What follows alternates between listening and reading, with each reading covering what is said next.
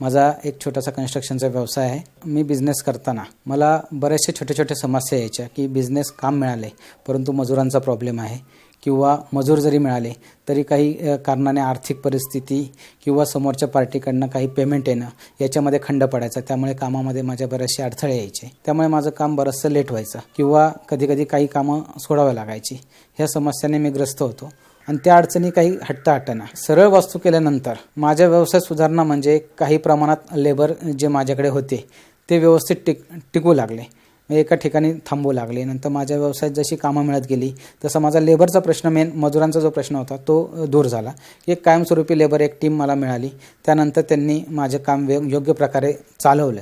त्यामुळे माझ्या कामात प्रगती होत गेली, कॉन्ट्रॅक्ट्स मिळत गेले आणि माझी आर्थिक परिस्थिती सुद्धा थोडी सुधारली।